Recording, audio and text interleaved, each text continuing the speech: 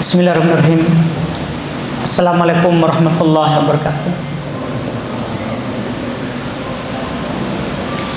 Innal hamdalillah nahmaduhu wa nasta'inuhu wa nastaghfiruh wa na'udzu billahi min shururi anfusina wa min sayyiati a'malina. May yahdihillahu fala mudhillalah wa may yudlil fala hadiyalah. Asyhadu an la ilaha illallah wahdahu la syarikalah wa asyhadu anna Muhammadan abduhu wa rasuluh sallallahu alaihi wa ala alihi wa ashabihi wa man tabi'ahum bi ihsan ila yaumiddin, amma ba'd. Kaum muslimin jemaah salat maghrib rahimani wa rahimakumullah. Alhamdulillah, kembali di malam hari ini kita membaca kitab Lum'atul I'tiqad Al-Hadi ila Sabilir Rasyad, karya Al-Imam Muwaffaquddin Ibnu Qudamah Al-Maqdisi rahimahullahu ta'ala. Alhamdulillah, di pertemuan yang lalu kita sudah masuk dalam pendahuluan beliau rahimahullah. Beliau menegaskan, belum membuka kalimatnya di kitab ini dengan memuji Allah yang dipuji oleh seluruh makhluk, yang diibadahi di setiap waktu, yang tidak pernah ada satu tempat pun yang kosong dari ilmu Allah, yang mana dia Allah tidak ada yang menyibukkannya, tidak ada yang serupa dengannya, yang maha suci dari istri dan anak, dan tidak ada sesuatu apapun yang serupa dengannya. Kemudian sekarang yang kedua, pendahuluan beliau. Itu pendahuluan yang pertama. Kata beliau rahimahullah melanjutkan ucapan beliau dalam kitab ini, kitab Lum'atul I'tiqad, At-Taslim wal Qabul li ayat wa ahadits as-sifat. Ini judulnya. At-Taslim wal Qabul,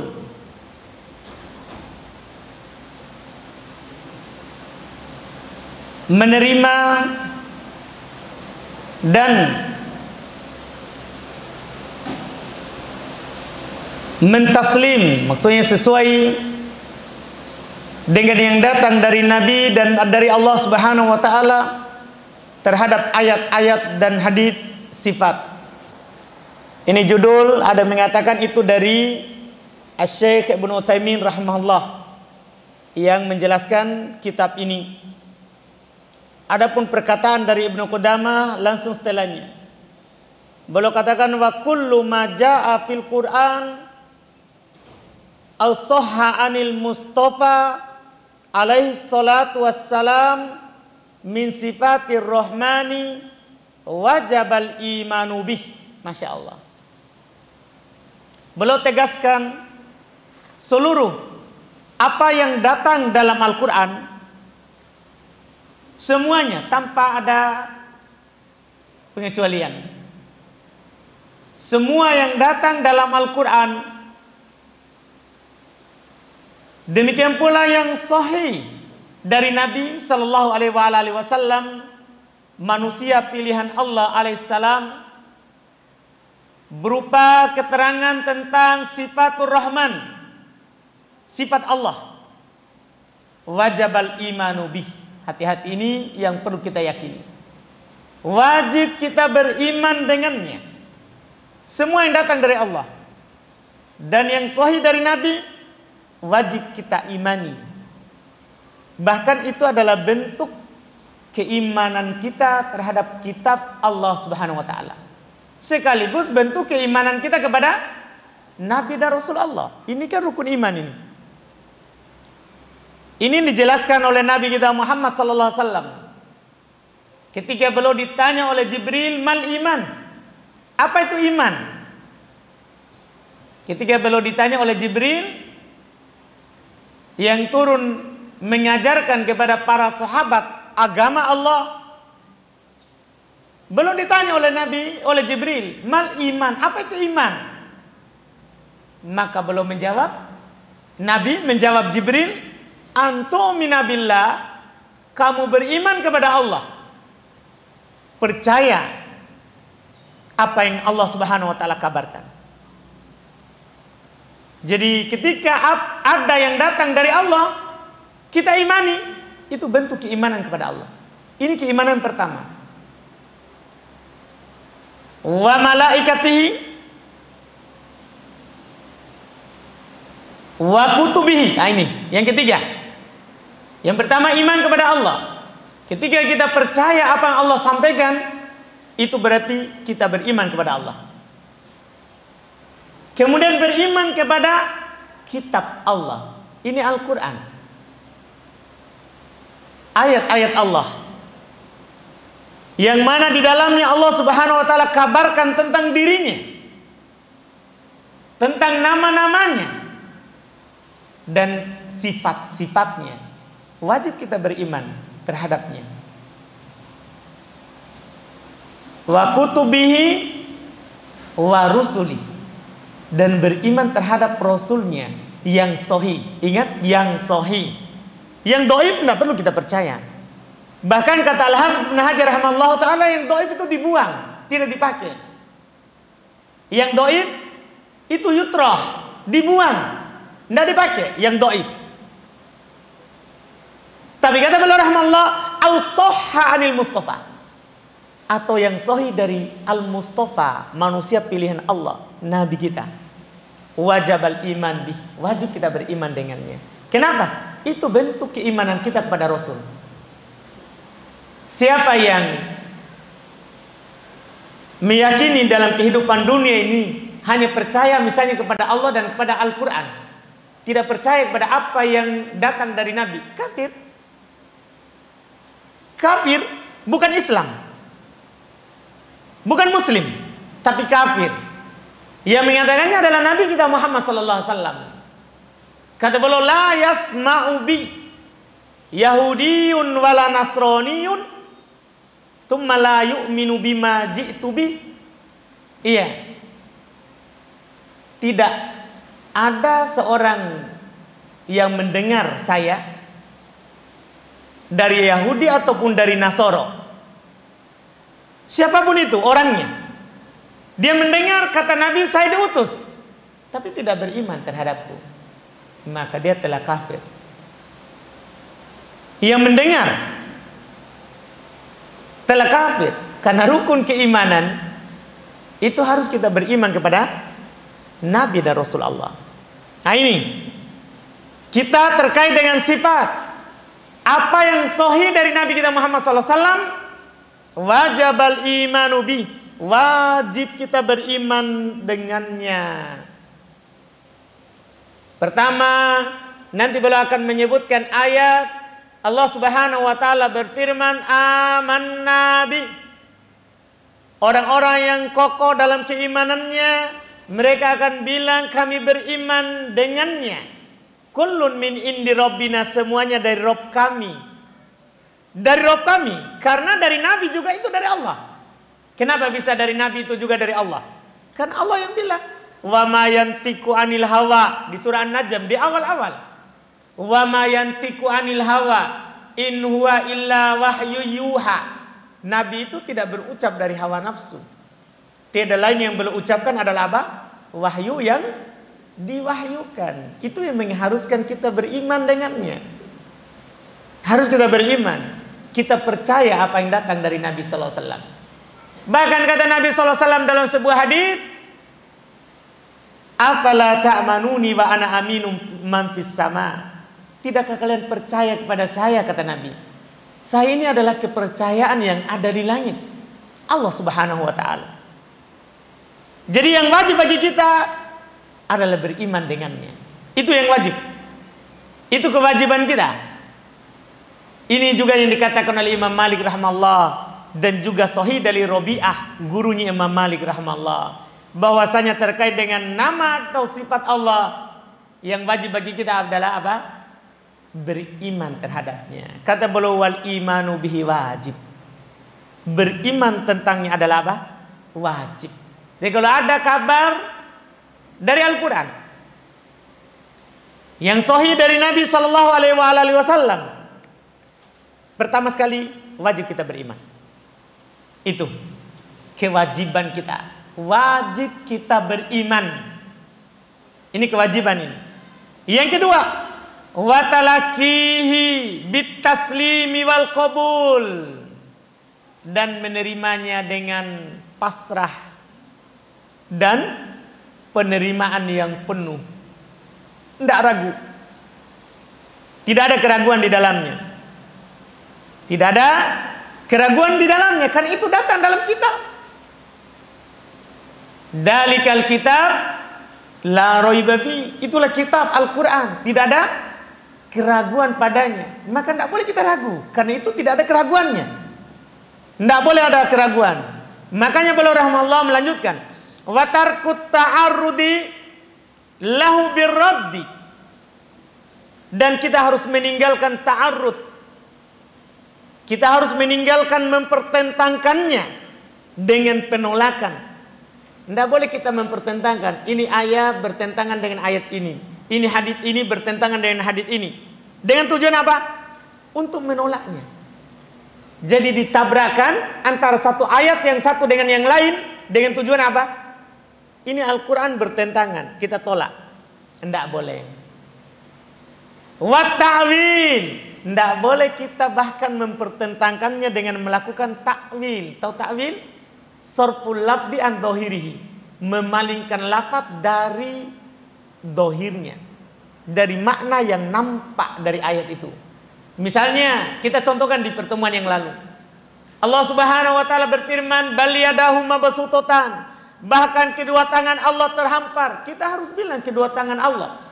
Tidak boleh kita katakan ini ditakwil ke nikmat, kedua nikmat Allah terhampar. Tidak boleh, haram.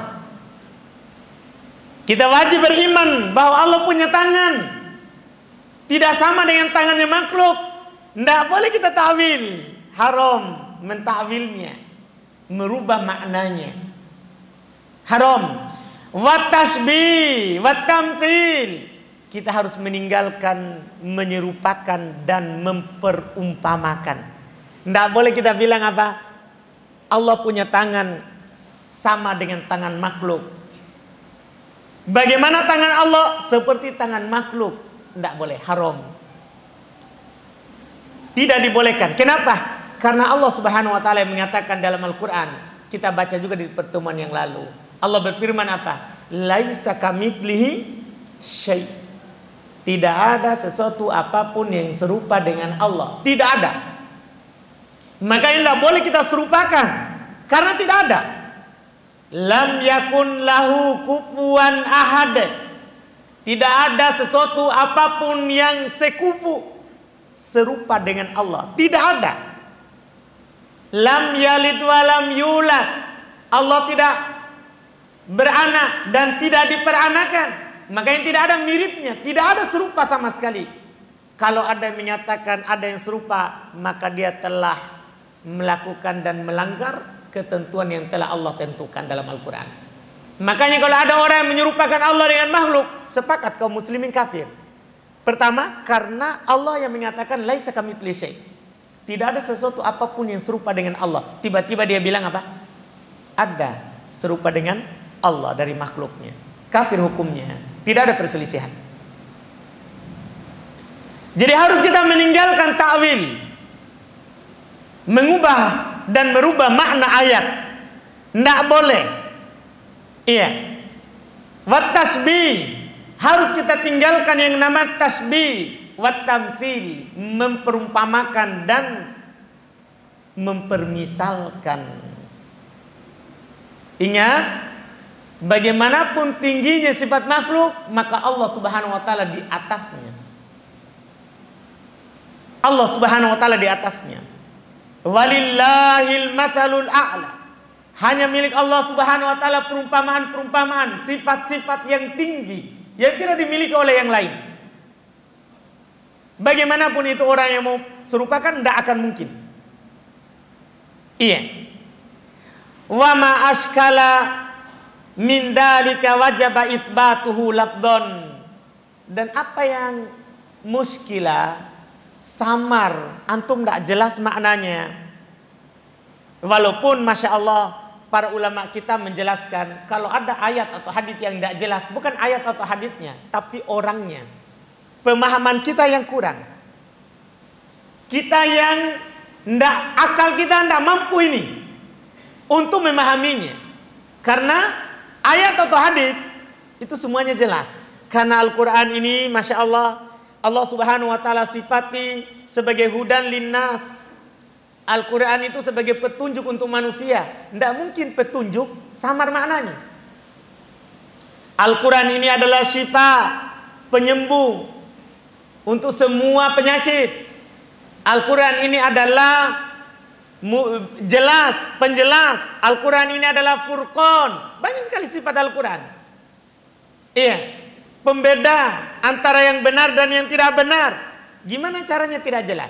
Jadi Al-Quran dan hadits tidak ada yang tidak jelas. Tidak ada. Cuman kalau ada yang muskilah, maksudnya berdasarkan pemahaman kita. Kita tidak paham, akal kita tidak mampu itu menampung ilmu yang diturunkan oleh Allah Subhanahu wa taala. Dan pasti ada orang yang memahaminya. Karena tidak mungkin seluruh umat di setiap generasi tidak paham terhadap Al-Quran. Karena akan ada terus generasi yang memahami agama Allah ini, yang menjalankannya sampai hari kiamat. Sampai hari kiamat. Jadi kalau seandainya ini ada iskal, ada terjadi kesamaran dari hal tersebut, wajib itsbatu lafdho, wajib kita tetapkan lafadznya. Wajib kita tetapkan. Bahkan walaupun kita tidak paham. Iya. Tidak perlu kita tanyakan bagaimana turunnya Allah, bagaimana tangannya Allah, bagaimana kakinya Allah. Tidak perlu. Kita tidak mampu memahaminya, wajib kita tetapkan. Itu kewajiban kita hamba. Karena la yus'al amma yaf'al. Allah itu tidak ditanya tentang apa yang dia lakukan. Tidak ditanya. Tidak perlu kita tanyakan kalau kita tidak paham. Yang wajib bagi kita adalah beriman. Itu. Wajib bagi kita adalah apa? Beriman. Wa tarkut ta'arrudu li ma'na. Harus kita meninggalkan mempertentangkan maknanya. Tidak boleh kita mempertentangkan dengan akal kita yang kurang. Tidak boleh. Tidak dibolehkan. Wa naruddu ilmuhu ila qailihi. Kita kembalikan ilmunya kepada yang mengucapkannya. Maksud ilmu di sini karena ada yang mengesankan bahwa ucapan beliau ini mirip dengan pendapatnya orang-orang yang mufawwidah.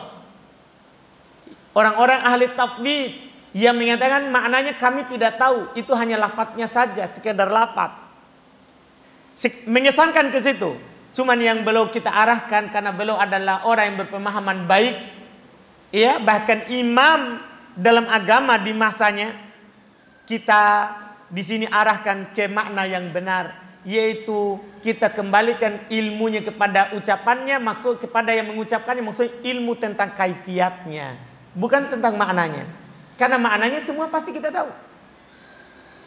Tapi ilmunya kita kembalikan kepada yang mengucapkannya, maksudnya ilmu kaifiyah, tentang bagaimananya.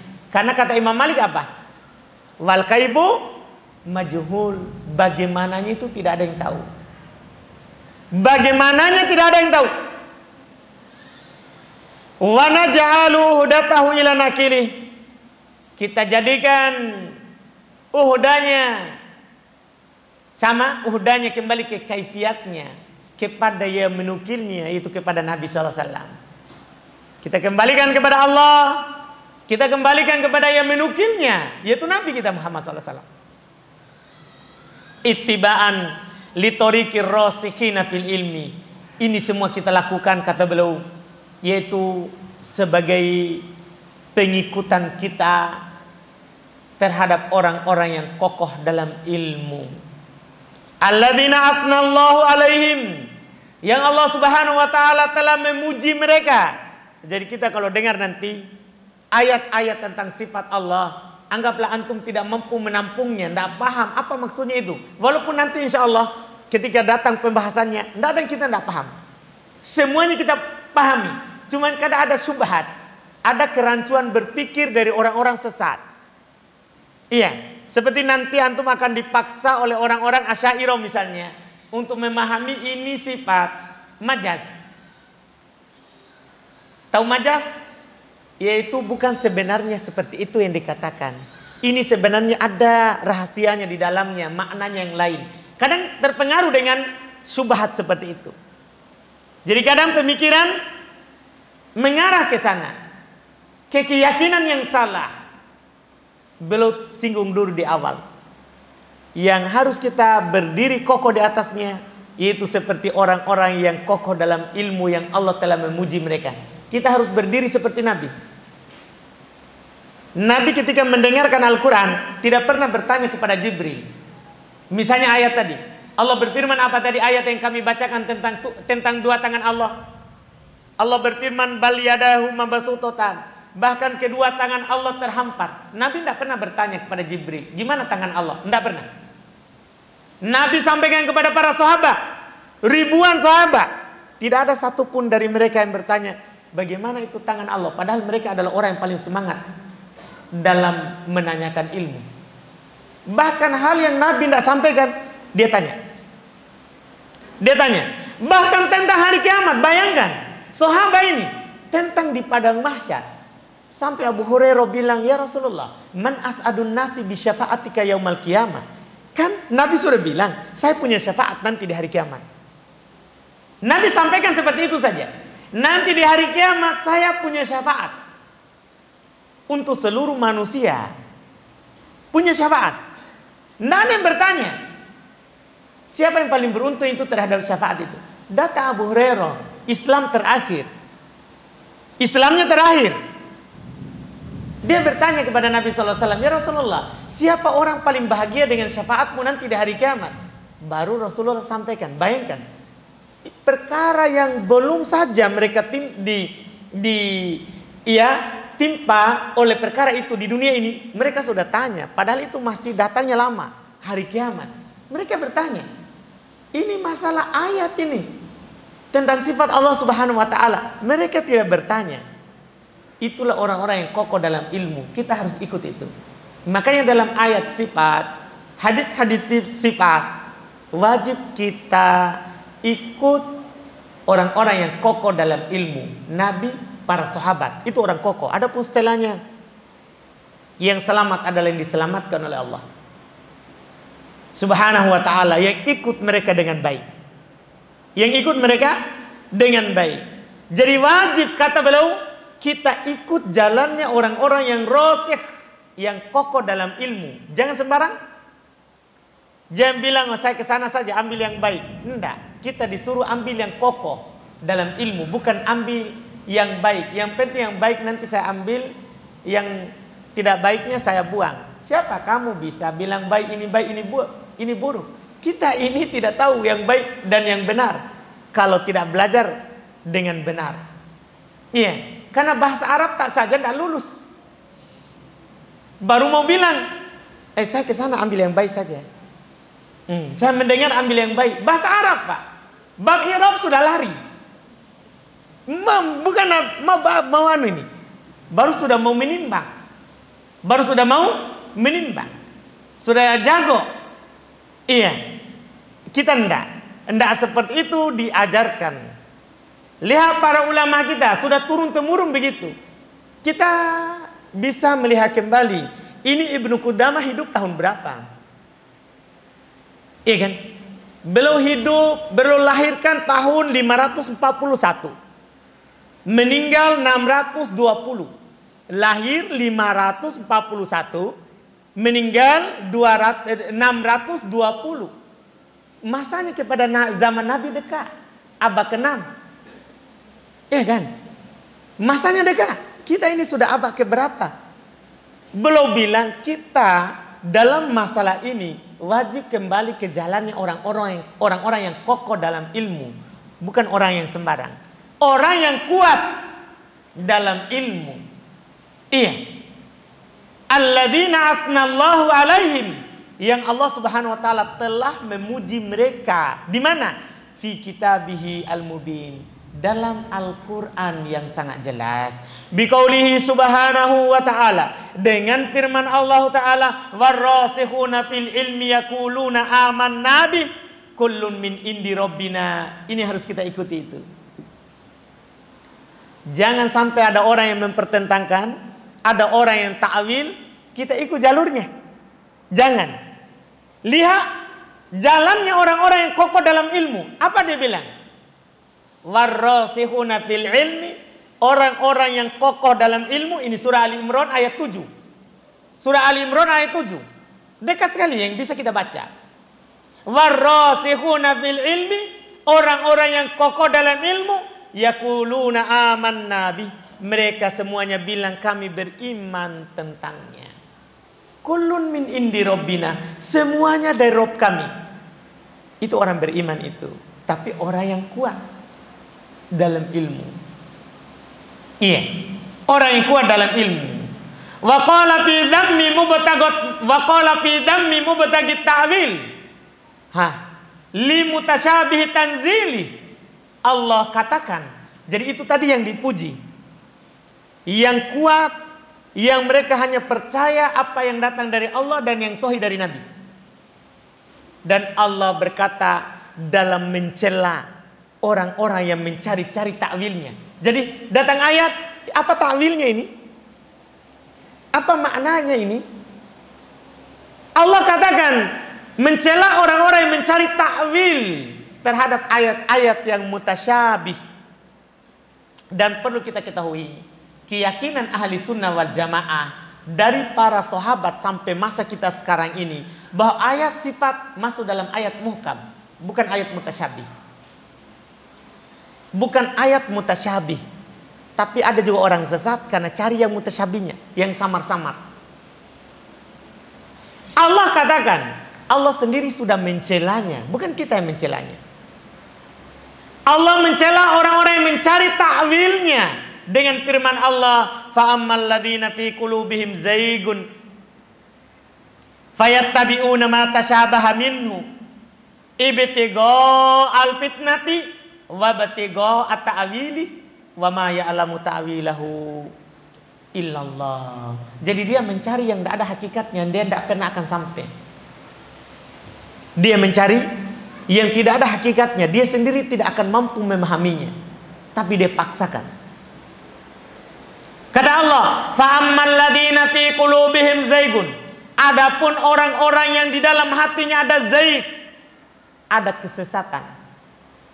Langsung Allah nyatakan, siapa yang mentakwil sifat itu sesat, pasti. Yang menyatakan dia sesat Allah, bukan kita. Jadi bukan hal yang baru kita bilang orang-orang Asy'ariyah yang menerjemahkan tangan dengan nikmat, orang-orang Asy'ariyah yang menerjemahkan wajah dengan kekuasaan. Kan wajah apa susahnya kita terjemahkan dengan wajah, tapi mereka terjemahkan dengan apa? Kekuasaan. Itu takwil, hati-hati.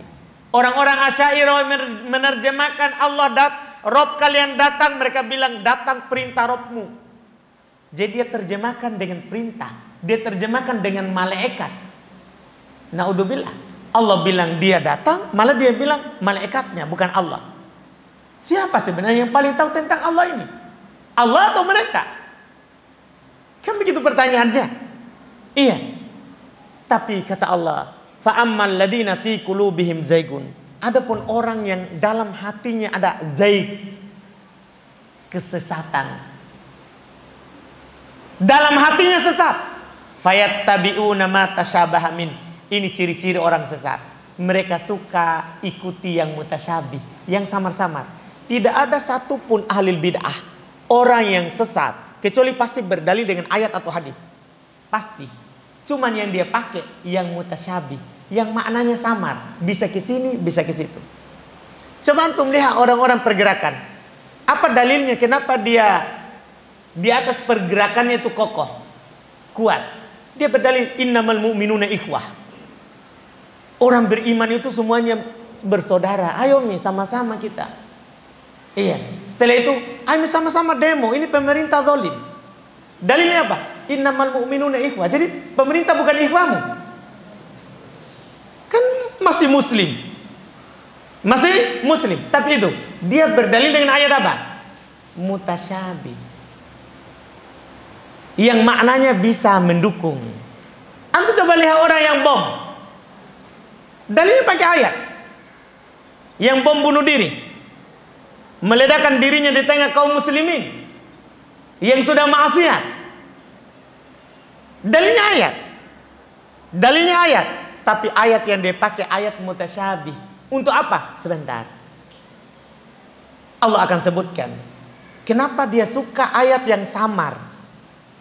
Iya, kata Allah, fa'ammal ladzina fi qulubihim zaigun, adapun orang-orang yang dalam hatinya ada kesesatan, fayattabi'una ma tasyabaha min, maka mereka akan mencari dan mengikuti ayat-ayat yang mutasyabih. Mutasyabih yang tidak jelas maknanya menurut mereka. Untuk apa? Ibtigho al fitnah, dengan harapan supaya ada terjadi fitnah. Karena gara-gara ayat itu mereka bawakan, akhirnya kaum muslimin pecah, iya kan? Akhirnya kaum muslimin memusuhi yang sana, padahal dia berdalil kita bersaudara, tapi dia cari ayat yang mutasyabih supaya saudaranya ini memusuhi sana. Oh, jangan kau ke sana, itu orang keras. Iya, dibilang kalau orang-orang dulu di masa kami dulu, jangan kau ke baju rupa, bahaya. Jangan kau ke baju rupa katanya, bahaya. Iya, bahaya. Kenapa? Keras di situ. Jadi begitu. Padahal dia berdalil, kita kan bersaudara, tapi sama baju rupa tidak, bukan saudaranya. Iya, jadi sebenarnya siapa yang keras? Kita tidak pernah menyaring.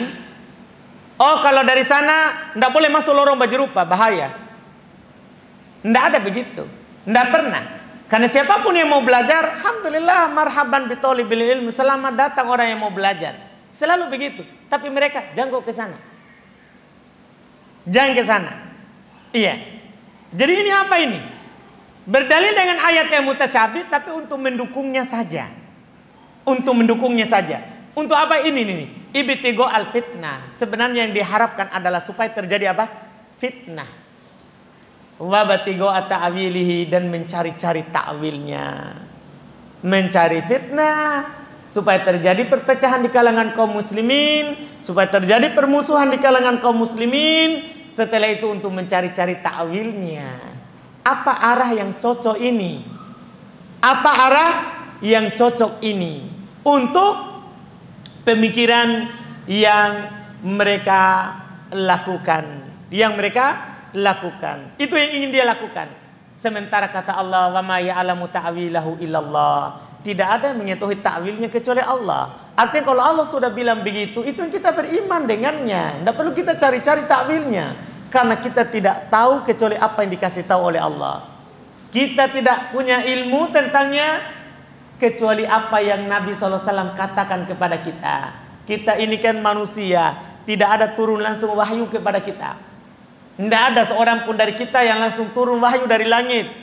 Dibilang ilmu laduni, tidak ada ilmu laduni. Iya, tidak ada ilmu laduni yang dihasilkan dengan bertapa di goa. Tidak ada itu di umat Islam. Iya, kita akan punya ilmu kalau kita baca Al-Quran. Kita akan punya ilmu kalau kita baca hadis Nabi SAW yang sahih. Itu. Karena tidak ada yang mengetahuinya kecuali Allah Subhanahu wa ta'ala. Maka kata beliau rahimahullah, faja'ala ibtigho at-ta'wil alamah ala zaik. Lihat, Allah Subhanahu wa ta'ala menjadikan orang yang mencari-cari ta'wil itu tanda kesesatan.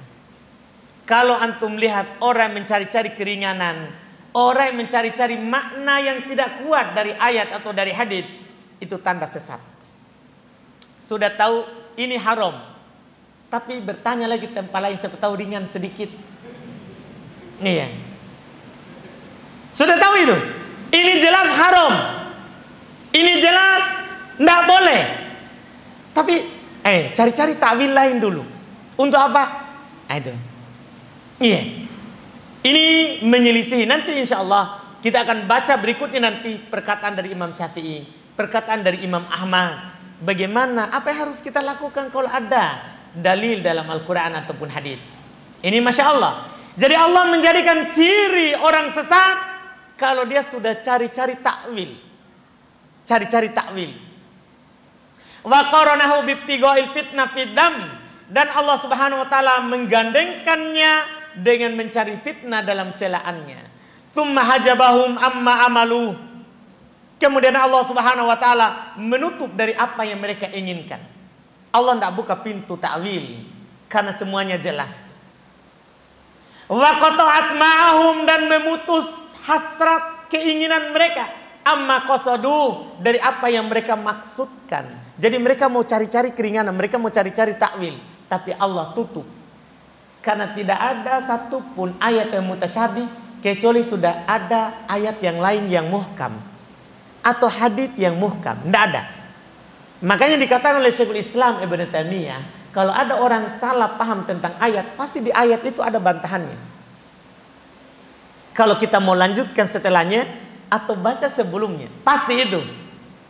Kalau ada orang berdalil, pasti ada di ayat itu yang membantahnya. Karena Al-Quran tidak ada yang tidak jelas. Tidak ada yang tidak jelas. Semuanya jelas. Semuanya jelas. Makanya Allah katakan wa ma ya'lamu ta'wilahu illallah. Ini untuk menutup itu. Jadi mereka mencari-cari takwilnya. Untuk apa? Untuk fitnah. Untuk membuat kesesatan dalam agama Allah. Untuk membuat syubhat di kalangan kaum muslimin supaya ikut terhadap pemikiran mereka. Tapi kata Allah, wa ma ya'lamu ta'wilahu illallah. Tidak ada yang mengetahui takwilnya kecuali Allah Subhanahu wa ta'ala. Kecuali Allah Subhanahu wa ta'ala. Ini Masya Allah yang dijelaskan oleh beliau rahmatullah, yang harus kita yakini terkait dengan ayat-ayat Allah. Demikian pula hadis yang sahih dari Nabi SAW yang mutasyabih. Kalau muhkam, Masya Allah, maksudnya muhkam itu jelas, tidak samar maknanya. Ini tidak bisa orang arahkan ke makna yang lain. Tidak bisa orang arahkan ke jalur yang lain. Yang masalah ini adalah sebagian orang berdalil dengan apa? Ayat-ayat yang mutasyabih, yang maknanya samar bagi sebagian orang. Yang maknanya samar bagi sebagian orang. Atau maknanya jelas, tapi dia samarkan. Maknanya jelas, tapi orang yang menyampaikan ini sengaja samarkan. Sengaja samarkan. Untuk apa? Ibtighaul fitnah. Untuk mencari fitnah. Mencari fitnah. Terus mencari-cari takwilnya. Karena setelah itu pasti kita berpikir, oh iya juga ya, mungkin tidak seperti itu ya, mungkin seperti yang dikatakan itu, seharusnya begini. Jadi akan mempertentangkan antara nakal, antara Al-Quran dalil dengan akalnya. Dengan akalnya. Padahal akal dan nakal, akal sehat itu tidak akan pernah bertentangan dengan dalil. Tidak akan pernah. Tidak akan pernah. Cuman itu tadi besarnya syubhat. Kadang seorang terpengaruh dengan pemikiran. Kadang seorang terpengaruh dengan pemikiran yang salah. Atau disebutkan oleh Syekh Ibnu Utsaimin rahimahullahu taala, kadang sebenarnya muncul karena hawa wa ta'assub. Kadang juga orang sesat atau memilih jalan itu bukan karena tidak paham, dia paham sebenarnya. Cuman karena ta'assub, fanatik buta, atau hawa nafsunya membuat dia mengarah ke makna lain. Jadi sebenarnya ayatnya jelas, cuman dia fanatik buta terhadap si fulan misalnya, gurunya, sehingga dia tutup itu pintu hidayah. Menjelas kata Allah, falamma zagu azagallahu qulubahum.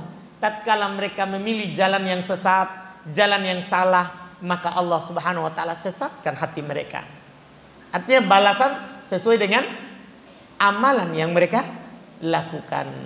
Ini kita memohon kepada Allah Subhanahu wa taala, mudah-mudahan kita selalu berada di atas jalan ar-rasikhuna fil ilmi, orang-orang yang kokoh, yang kuat dalam ilmu, yang hanya mengatakan kita beriman semuanya dari Allah. Kita beriman semuanya dari Allah Subhanahu wa taala. Alhamdulillah, ini yang bisa kita ambil di pertemuan ini. Insya Allah di pertemuan yang akan datang kita akan menukil ucapan dari Imam Ahmad rahimahullah dan ucapan dari Imam Asy-Syafi'i dalam ucapan yang tadi itu yang mendukung Al-Quran atau Sunnah. Walaupun sudah cukup ya dalil Al-Quran tadi, cuman kadang orang bilang, oh Imam Syafi'i bilang begini begitu, Imam Ahmad bilang begitu. Jadi kadang dia tidak terima Al-Quran, dia lebih terima kadang kalau imamnya bilang. Makanya beliau di sini kadang berdalil Al-Quran, hadis, kemudian perkataan dari para ulama yang telah lewat. Ini insya Allah kita akan baca di pertemuan akan datang.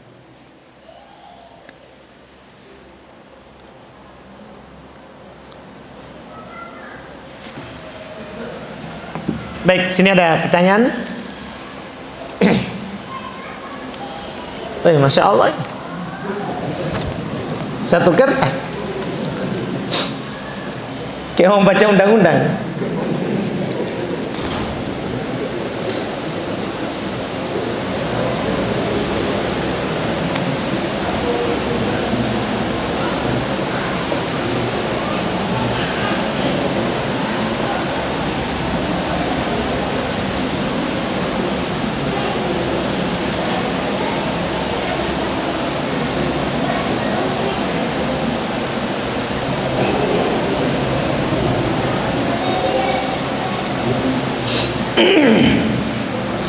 Ini ada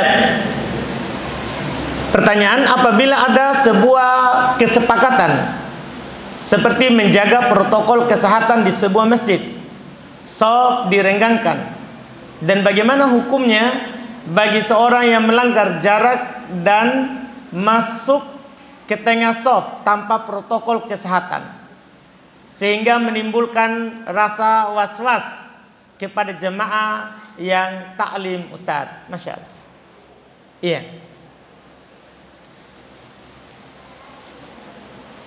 Masalah berat ya? Alhamdulillah. Tidak berat sebenarnya. Butuh saja Masya Allah kita mengetahui kenapa kita jaga jarak. Kan begitu kan? Itu dulu yang perlu antum ketahui. Kita jaga jarak ya untuk menjaga kesehatan. Untuk menjaga kesehatan dan mentaati apa yang dianjurkan oleh pemerintah. Dianjurkan oleh pemerintah. Kalau ada orang yang masuk di tengah shaf, antum maafkan. Antum maafkan. Siapa tahu dia masuk karena meyakini bahwa semua yang ada di situ orang sehat. Kan kalau orang sehat tidak ada masalah. Ya kan? Karena di orang sakit yang kita hindari, kalau orang sehat tidak. Yang kita hindari untuk dekat dengannya adalah orang sakit. Karena Nabi yang bilang dalam hadits Muslim, la yurid mumrid ala musih. Orang sakit jangan mendekati orang sehat. Karena nanti orang sakit, orang sehat akan mengatakan, "Oh, saya tertular karena dia, bukan karena Allah." Jadi orang sakit saya katakan jangan ke masjid. Jangan ke masjid. Nah, kalau ada orang datang di tengah antum, maafkan karena dia yakin itu bahwa antum adalah orang sehat. Jadi dia kepercayaannya tinggi. Dia datang berani dekat antum karena dia percaya bahwa antum orang sehat. Jadi jangan langsung berburuk sangka. Terkait dengan antum yang was-was berarti keyakinan antum salah. Keyakinan antum yang salah. Seharusnya antum juga harus yakin bahwa walaupun 1000 orang semisal dia dekat sama antum, antum harus yakini, kul ma yusibuna illa ma kataballahu lana. Antum harus bilang begitu. Katakanlah, tidak akan menimpa antum kecuali apa yang telah Allah takdirkan untuk antum. Jadi tidak usah was-was. Antum harus yakin Allah tidak pernah menyelisih janjinya. Kalau Allah tidak tetapkan antum sakit, tidak akan mungkin. Jadi kalau ada yang masuk, pertama berbaik sangka, karena itu dia yakin antum sehat. Alhamdulillah dia bersangka baik sama saya. Kan begitu? Dia karena keyakinannya itu dia tidak takut sama antum. Karena dia yakin antum ke masjid ini sehat. Dari rumah sudah cuci tangan, sudah semuanya. Iya. Dan antum orang sehat, sehingga dia berani seperti itu. Makanya antum dukung keyakinannya itu. Alhamdulillah saudaraku percaya sama saya. Jangan malah was-was. Nah, kalau antum was-was, keyakinan antum ada masalah. Kenapa dibilang masalah? Kan Allah katakan, tidak akan menimpa saya kalau tidak ditetapkan oleh Allah. Ya kan? Tidak akan. Bukan berarti kita bermudahan. Kita berbicara apa? Hakikat. Kita berbicara hakikat masalah. Iya. Jadi tidak perlu was-was. Yakinlah kepada Allah. Yakinlah kepada Allah Subhanahu wa ta'ala. Karena juga Nabi SAW yang mengatakan, la adwa. Tidak ada penyakit yang menular dengan sendirinya. Tidak ada. Kita akan kena kalau Allah tetapkan. Itu kembali ke ayat lagi. Karena Nabi bilang tidak ada penyakit menular dengan sendirinya tanpa ada ketetapan dari Allah Subhanahu wa ta'ala. Dan kalau antum kena, jangan bilang, wah ini tadi karena di sana. Tidak. Bilang saja, qadarullah. Ini ketentuan Allah. Bukan hari ini antum ditetapkan, tapi sebelum antum lahir sudah ditentukan. Bahkan sebelum diciptakan langit dan bumi, itu sudah ditetapkan bahwa ini hamba nanti akan lahir tahun sekian, dia akan sakit ini. Kan sudah ditetapkan. Bukan sebelum kita lahir, sebelum diciptakan langit dan bumi. Sudah ditetapkan, itu keyakinan. Itu namanya apa? Keyakinan dasar. Supaya tidak berburuk sangka kepada Allah. Tidak berburuk sangka. Dan ingat juga kata Allah, ana inda dhonni abdi bi. Saya itu sesuai dengan sangkaan hambaku kepadaku. Hati-hati. Saya kata Allah sesuai dengan sangkaan hambaku kepadaku. Jadi jangan berburuk sangka. Jangan berburuk sangka. Terkait dengan kesepakatan yang sudah ditetapkan, itu ya panitia ingatkan bahwa kita bersepakat untuk hal tersebut, ya kita menjaganya bersama. Jadi kita pisahkan pembicaraannya. Terkait dengan kesepakatan, ya kita berusaha semampu kita untuk menjaganya. Kesepakatan itu, kalau ada yang datang, mungkin teman itu tidak tahu kita kesepakatannya begitu. Jadi kita kasih tahu. Bukan kita was-was, atau bukan kita langsung bermuka masam. Jangan. Bisa saja itu saudara tadi itu awam, ya, dia memang mau sekali mendengar kebaikan, ya, gara-gara bermuka masam akhirnya, wah, kayaknya di sana tidak cocok. Baru saya masuk di tengah langsung, wah, mukanya busuk nasi. Iya, jangan sampai begitu. Iya, kalau ada berbaik sangka saja, alhamdulillah orang baru datang dan dia anggap dia tidak tahu peraturan. Dia tidak tahu apa?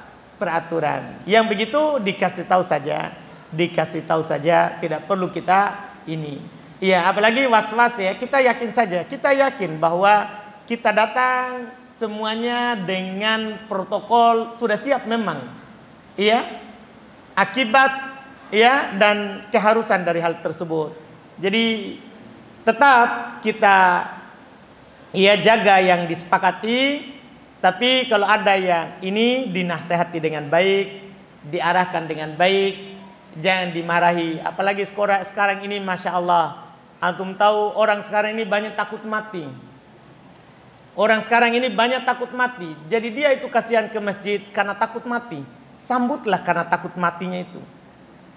Ya kan? Daripada saya hanya mati tinggal di rumah, kan sama, lebih baik saya mati di masjid. Begitu pikiran orang sekarang. Jadi jangan dimarahi kalau dia datang. Karena ini orang sudah mau takut sekali mati ini. Takut mati. Dia takut mati tidur-tidur di rumahnya. Iya, jadi kita sambut. Kita nasihati dengan baik, kita syukuri dia datang. Setelah itu nanti kita tinggal kasih tahu. Dan insya Allah saya lihat di beberapa tempat jamaah itu awalnya saja mungkin dia tidak tahu, nanti terbentuk sendiri. Bahkan sekarang orang, bayangkan ya, kita taklim, anggaplah di Masjid UID ini, itu sudah terbentuk. Kadang walaupun antum tidak kasih tahu, orang sudah bicara di luar. Di sana kalau pergi protokol dia jaga jarak. Jadi mereka sudah tahu. Nah, kalau ke masjid sana, tidak apa-apa kita bertumpu 10 orang, tidak apa-apa. Orang sudah pada tahu begitu. Artinya orang alhamdulillah, ya, terbentuk itu jamaah, terbentuk sendiri. Jadi kalau ada yang ini, dia belum tahu. Kita maafkan, kita maafkan. Ada? Belum? Ada? Baik, kita adzan dulu.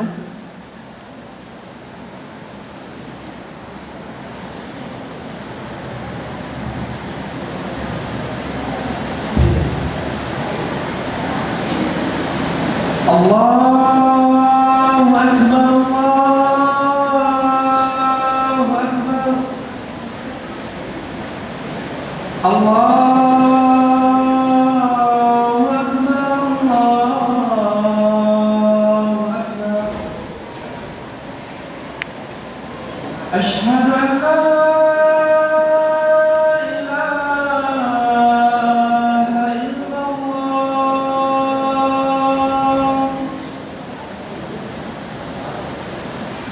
Asyhadu an la ilaha illallah.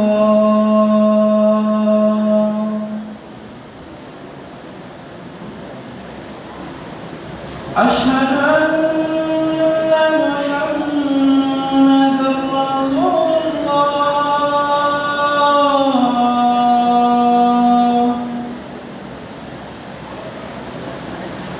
Asyhadu anna Muhammadar Rasulullah.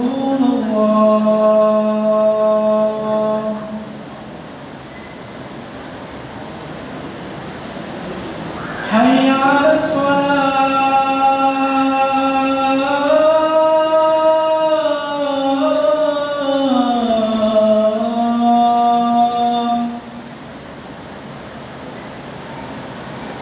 Hayya 'alas shalah.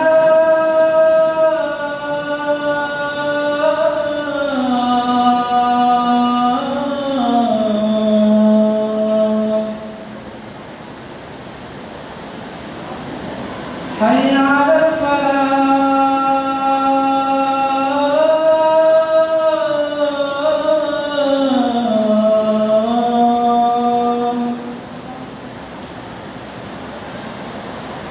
Hayya 'alal falah.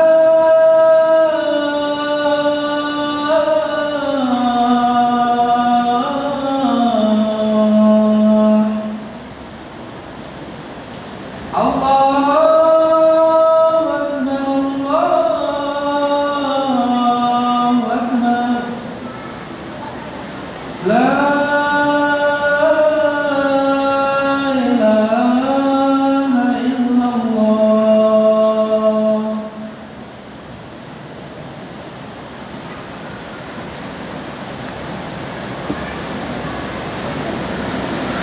Baik, bismillah. Kita lanjut lagi. Ini ada pertanyaan. Apakah ada bacaan khusus ketika akterai bersendawa? Akterai, aktera, aktera, tatera. Oh, bukan aktera, tatera. Apa itu? Iya, bersendawa. Seperti selesai makan atau semisalnya. Jadi selesai makan atau minum bersendawa. Tahu kan bersendawa? Iya. Apakah ada bacaan khusus? Tidak. Siapa yang bersendawa baru dia baca alhamdulillah, bid'ah. Yang mengatakan bid'ah adalah Syekh Abdurrahman bin Nasir Sa'di rahimahullah. Karena bersendawa itu tidak disyariatkan kita bilang alhamdulillah. Yang ada dalam hadis dari Nabi SAW tidak disunahkan membaca alhamdulillah kalau kita sudah makan. Bukan tunggu sendawa. Kalau kita sudah minum selesai alhamdulillah. Kita sudah makan, habis, alhamdulillah, itu sunnah. Itu disyariatkan, itu dianjurkan dalam hadits Nabi SAW. Adapun bersendawa baru, alhamdulillah, bid'ah. Kan itu bukan waktunya. Kan itu bukan waktunya. Tidak ada bacaan khusus dalam hal tersebut.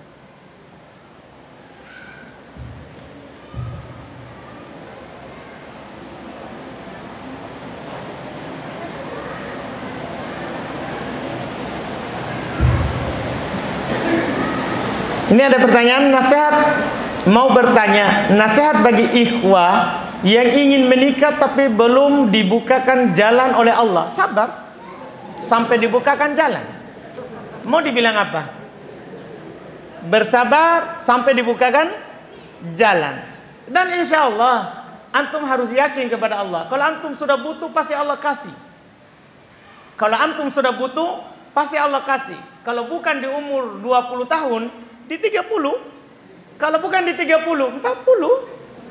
Kan sudah ditentukan. Semuanya Allah tahu kapan antum butuh, bukan antum. Walaupun antum teriak-teriak di Facebook, saya sudah butuh sekali. Iya. Allah yang tahu kapan kita butuh, kapan kita cocok menikah, kapan saatnya. Itu sudah ditentukan sebelum kita lahir. Bahkan sebelum diciptakan langit dan bumi. Jadi nasihatnya bersabar sampai Allah membukakan jalan. Dan kata Nabi SAW dalam hadits Abu Hurairah, man tasabbara yusabbirhullah. Siapa yang berusaha untuk bersabar, maka Allah akan menyabarkannya. Berusaha untuk bersabar, maka Allah akan menyabarkannya sampai saat yang Allah tetapkan untuknya menikah. Insya Allah tidak ada yang menghalangi itu. Semua dunia ini berkumpul untuk menghalanginya untuk menikah. Kalau sudah saatnya, tidak akan bisa. Tidak akan bisa. Iya, jangankan satu orang, semua di dunia ini, kalau dia ingin menghalanginya supaya menikah, tidak akan ada yang mampu. Dengan syarat kalau Allah sudah tetapkan dia akan menikah. Sebaliknya kalau tidak ada ketetapan Allah dia akan menikah, mau kita cari kiri kanan muka belakang, iya, pasang status sampai habis pulsa, iya kan, sudah dapat izin untuk menikah, tetap tidak akan bisa kalau Allah tidak tetapkan kita menikah. Tidak pernah begitu, tidak bisa. Jadi sabar sampai datang itu jalan dari Allah Subhanahu wa ta'ala.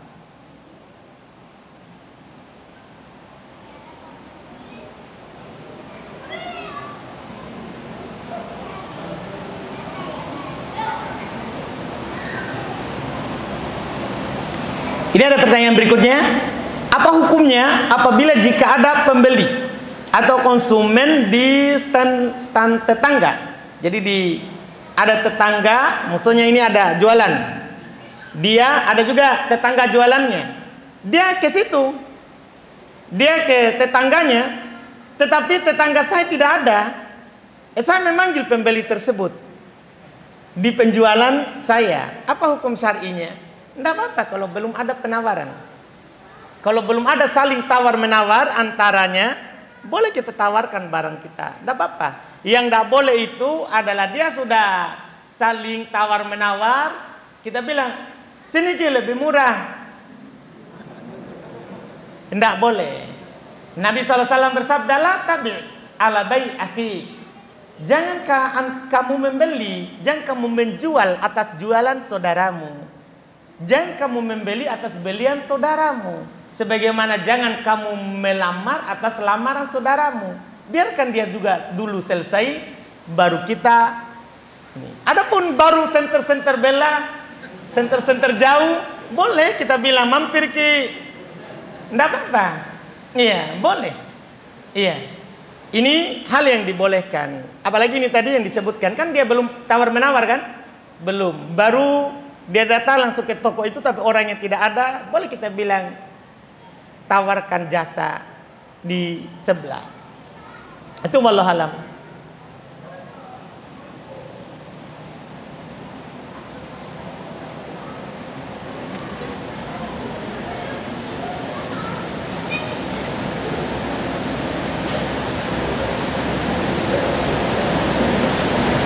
Benarkah Ibnu Sina berakidah sesat? Apa boleh mengambil ilmu kesehatan darinya? Itu yang disebutkan oleh para ulama ya, bahwa Ibnu Sina ya orang tabib, dokter. Dalam ilmu agama enggak. Dalam ilmu agama tidak. Jadi kalau hanya diambil dari kesehatan, wallahu alam.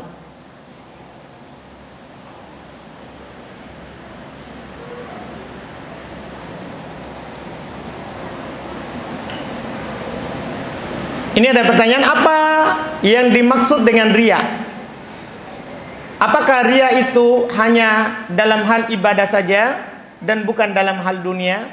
Seperti saya ingin dilihat rajin bekerja, biar naik pangkat, atau gaji dinaikkan sama bos atau atasan.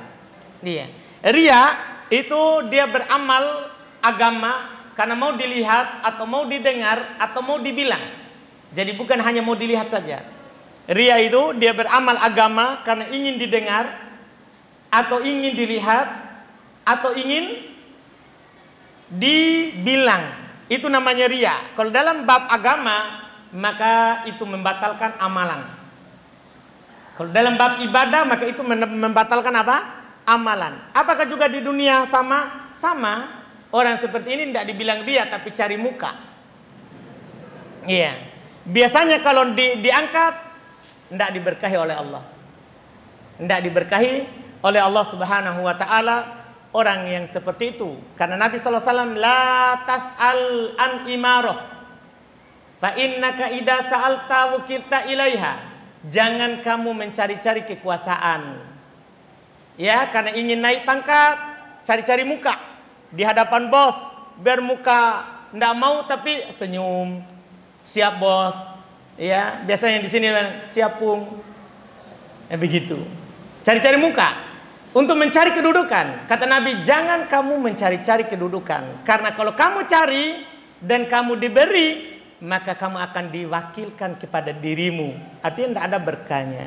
Kalau kita diwakilkan pekerjaan itu kepada diri kita, tidak ada yang bisa kita lakukan. Yang ada kita akan telantarkan itu amanah. Tapi kalau kita tidak minta, tidak cari, kemudian kita diangkat, maka Allah akan membantu kita. Itu di haditsnya. Itu di haditsnya. Iya.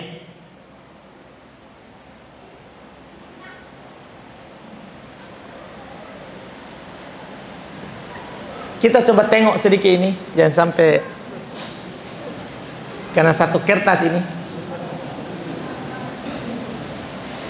Ustadz numpang nitip pertanyaan, Masya Allah numpang lah, tapi satu kertas.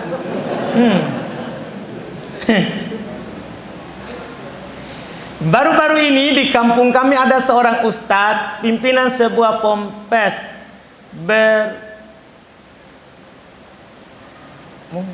masalah yang viral ya. Saya tidak mau lah. Saya tidak mau ikut viral itu masalah.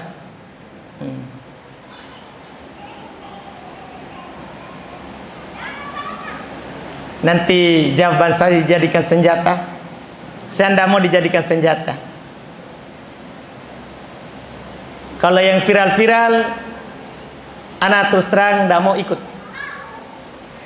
Biar saja orang lain urus. Kita cukup pengajian biasa, sampaikan ilmu. Ya, tanpa kita mengurus apa yang lagi viral, itu lebih aman. Karena pengalaman kalau kita urus yang viral, saya jawab di sini, sebentar diterbangkan kemana-mana. Jakarta, Amerika, Jepang. Jadi tidak bagus untuk kesehatan saya. Iya. Jadi saya tidak. Ternyata kertas ini tentang yang lagi viral. Kita tidak.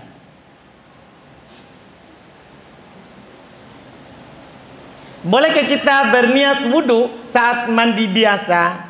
Dan kalau selesai mandi tidak berwudu lagi? Boleh. Itu difatwakan juga oleh Ustadz Dzulqarnain, Ustadz kami, hal tersebut. Beliau berdalil dengan hadits Umar bin Khattab radhiyallahu taala anhu, innamal amalu binniyat. Amalan itu tergantung pada niatnya. Beliau ditanya, bahkan banyak yang meragukan pernyataan beliau itu sebelumnya, karena ada yang disebar bahwa orang mandi biasa kalau niat wudu itu sudah sah. Tidak perlu wudu setelahnya. Jadi ditanyakan kembali baru-baru ini di acara beliau yang biasa lakukan, di live, belum menjawab. Itu tidak ada masalah. Dan di situ baru beliau sebutkan dalilnya. Dan di antara dalil yang beliau sebutkan itu hadis sahih. Riwayat Bukhari Muslim dari Umar bin Khattab radhiyallahu taala anhu, Nabi sallallahu alaihi wasallam bersabda, "Innamal amalu binniyat wa innamal likulli imri'in ma nawa." Amalan itu tergantung pada niatnya dan setiap orang akan mendapatkan apa yang ia niatkan. Ini kita sudah berniat, maka kita akan mendapatkan apa yang kita niatkan. Kita mendapatkan apa yang kita niatkan. Jadi sah tersebut dan boleh. Sah hal tersebut dan boleh.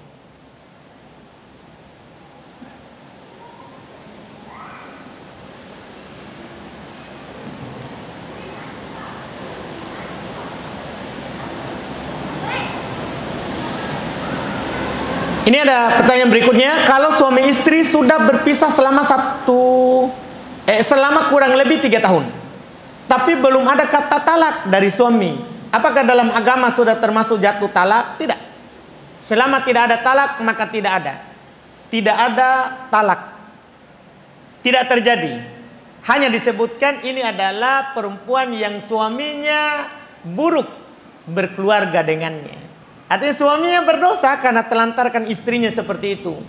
Telantarkan istrinya seperti itu. Dan istrinya ini disebutkan dengan almar'atul mu'allaqah, perempuan yang digantung, tidak didatangi, tidak juga diceraikan. Statusnya masih tetap istrinya, tidak jatuh talak. Kalau mereka ingin langsung kembali, tidak ada masalah, tidak perlu apa-apa lagi, karena belum memang terjadi talak. Ini kalau tidak ada kata talak, memang langsung saja bisa begitu, tidak ada kata talak.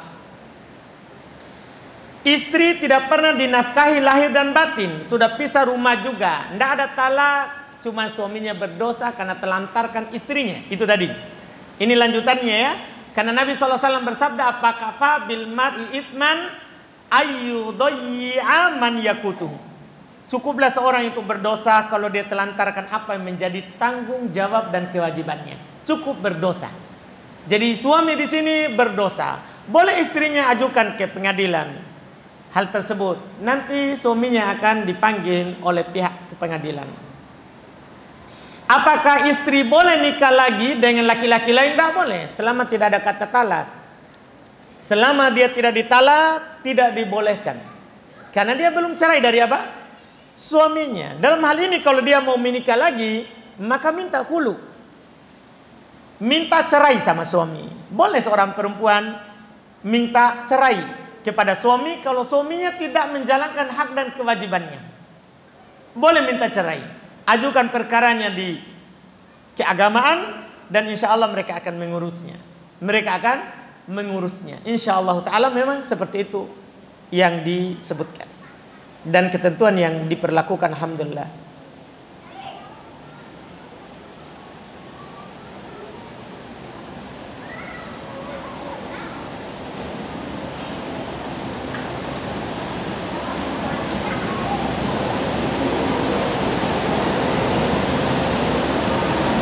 Apa ini tulisan? Masya Allah. Baik, yang ini dulu agak jelas sedikit. Sisa dua ya, ini terakhir dua. Apakah termasuk mengolok-olok syariat? Ada orang yang mengganti lafaz adzan hayya 'alas shalah menjadi hayya 'alal jihad untuk menyeru orang yang berjihad. Ada juga orang yang bercanda ingin masuk neraka dan katanya ingin bertemu artis-artis kafir di sana. Sama. Kita tidak urus itu ya. Kita doakan semoga diberi hidayah. Ada seorang anak ketika dia telah belajar, maka dia telah tahu bahwa orang tuanya dulu itu kawinnya dan pernikahannya kawin lari. Kawin sambil lari, tidak ya? Dia maksudnya tanpa adanya wali dari si ibu. Nah, apakah sang anak ini boleh menyatakan kalau bapaknya ini adalah bapaknya dan di samping itu mereka berdua ibu bapaknya telah berpisah?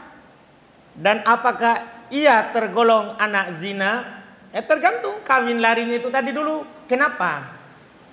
Dan kalau dia kawin lari karena hamil, ya malu pada orang tuanya, dia kawin lari. Akhirnya dia melakukan akad tanpa diketahui oleh orang tuanya, tidak sah pernikahannya. Tapi kawin, ada istilahnya juga kawin lari, itu karena dia tahu orang tuanya tidak akan ridhoi. Akhirnya dia langsung pergi ke pengadilan, ke imam wali hakim untuk ya meminta dinikahkan. Jadi dilihat keadaan, tidak bisa diumumkan. Dilihat keadaannya nanti. Kawin larinya, tapi kalau kawin lari selama ini kan maknanya buruk, gitu ya. Maknanya orang kawin lari kan selalu apa? Buruk kesannya. Maka itu nanti dilihat pernikahannya itu sah atau tidaknya. Karena masalahnya dia kalau dia nikah langsung di sana tanpa ada wali hakim, tidak sah dari dasar. Tanpa ada wali yang diutus oleh pemerintah yang ditentukan, misalnya imam nikah.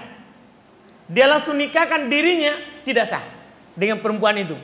Jadi dia nikahkan, saya terima saja nikahmu, ya, dengan mahar yang saya siapkan, ya sah. Dia sendiri yang kasih sah. Ya tidak sah. Itu tidak sah. Adapun kalau dia nikah maksudnya tetap wali hakim, orang tuanya akhwat tidak setuju dengan alasan yang tidak syar'i, dibilang sah. Dibilang apa? Sah. Karena nikah lewat wali hakim, kalau alasannya tidak syar'i, sah. Ya, sah. Jadi nanti dilihat ini kasusnya gimana. Kasusnya gimana bentuknya. Dan sekarang sudah cerai, alhamdulillah selesai masalah. Iya kan? Karena sudah pisah. Sudah aman negara. Iya, karena sudah pisah. Karena sudah pisah. Jadi tidak ada masalah lagi kita dengan perkara yang telah terjadi dari orang tua kita. Yang jelas anak tidak berdosa dengan apa yang dilakukan oleh orang tuanya. Dosanya adalah dosa orang tuanya. Kita cuma bisa menasihati untuk bertobat kepada Allah Subhanahu wa taala atas apa yang mereka lakukan sebelumnya, dan dia mendoakan hidayah untuk mereka. Terkait dengan dia anak zina atau tidak, dilihat dari pernikahannya sah atau tidak. Ketika tidak sah dari awal maka anak zina. Ketika sah maka bukan anak zina. Dilihat dari kasusnya itu sendiri, dia harus ceritakan rinciannya orang tuanya gimana dulu menikah, itu wallahu alam. Itu wallahu a'lamu. Ya, kita cukupkan. Subhanakallahumma hamdik asyhadu an la ilaha illa anta astaghfiruka wa atubu ilaik. Assalamualaikum warahmatullahi wabarakatuh.